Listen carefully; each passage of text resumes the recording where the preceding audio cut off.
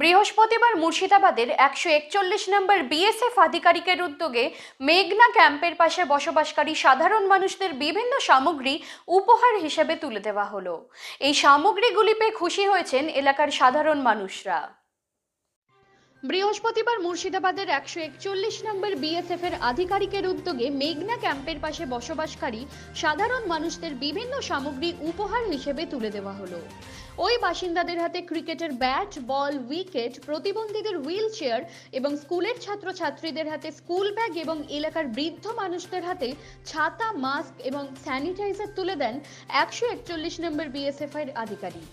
এই সামগ্রীগুলি পেয়ে খুশি হয়েছেন এলাকার সাধারণ মানুষরা। इसके बारे में कुछ बोलना चाहिए। इसमें यह है कि भारत सरकार की तरफ से कोशिश की जाती है कि जो बॉर्डर का एरिया है, बॉर्डर एरिया के अंदर सबसे गरीबी, अगर देश की गरीबी देखेंगे, क्योंकि कई कारणों से उनका जो है रोजगार नहीं मिल पाता है, क्योंकि क्राइम होता है आपस में, कई बार गलत कामों में जो है बॉर्डर पॉपुलेशन जो है, बॉर्डर के लोग इसमें शामिल होते हैं।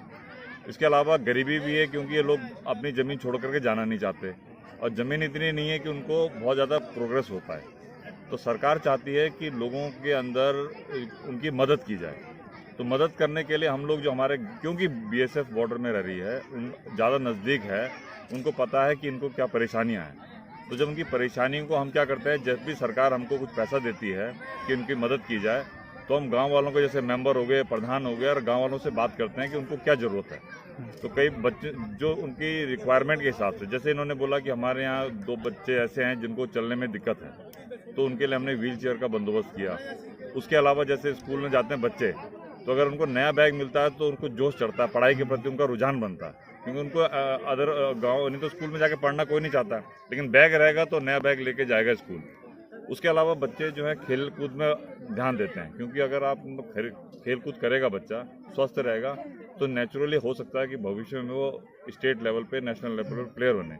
लेकिन अगर उसके पास खेलने का साधन ही नहीं है तो कहाँ से वो बढ़ेगा। तो हम, ये हमारी पहल होती है कि जो हमारे पास में पैसा आया उसको हम खेल कूद के लिए भी बच्चों को दें। एक बार इंटरेस्ट बन जाएगा तो भविष्य में हम और भी दे सकते हैं, नहीं तो फिर क्या करेगा, उसको सरकारी मदद उनको और अच्छे तरीके से मिल सकती है। अभी जो उनको रैकेट दिए हैं वो बेसिक रैकेट वगैरह देते हैं हम लोग, ताकि वो खेल करें और उसके बाद में अपना जो है प्रोत्साहन बढ़े उनका। इसके अलावा भी कोरोना के चक्कर में क्या, लोगों में अवेयरनेस भी नहीं है ज़्यादा। तो यहाँ आपने देखा होगा कि लोग मास्क कम पहन रहे हैं अभी, फिर उसके बाद सैनिटाइजर का इस्तेमाल कम कर रहे हैं। तो सैनिटाइजर कॉस्टली आता है, तो जरूरी नहीं है कि हर जगह सैनिटाइजर का इस्तेमाल किया जाए। आप साबुन से हाथ धो देते हैं वो भी ठीक है, लेकिन कई जगह आपको पानी नहीं मिलता है, साबुन नहीं मिलता है, तो वहाँ सैनिटाइजर अपनी जेब में रखिए। जब भी ऐसी कोई पब्लिक प्लेस में, अब आप खेत में काम कर रहे हैं, जरूरी नहीं आपको सैनिटाइजर से हाथ धोना है, लेकिन आप बस में गए, ई रिक्शा में बैठ गए, जहाँ 10 आदमियों के साथ में आपने टच कर लिया, तो उस वक्त आपको जरूरी है कि वो हाथ वगैरह धोए। तो हम इनको ये एक टाइम इसलिए दे रहे हैं। আমরা খুশি আছি, এটাই খুব খুশি। আর বিএসএফরা যাতে এসব বিষয়ে, এটাই আমাদের খুব আনন্দ। বিএসএফ যেন এই ধরনের গরিব মানুষদের জন্য এই ধরনের করছে। কি আশীর্বাদ করছেন? আমি বিএসএফদের আশীর্বাদ করছি, বিএসএফরা যেন এইভাবে আরো সামনে আগিয়ে যায়, সাধারণ মানুষের পাশে দাঁড়ায়। মানুষের পাশে দাঁড়াতে পারে।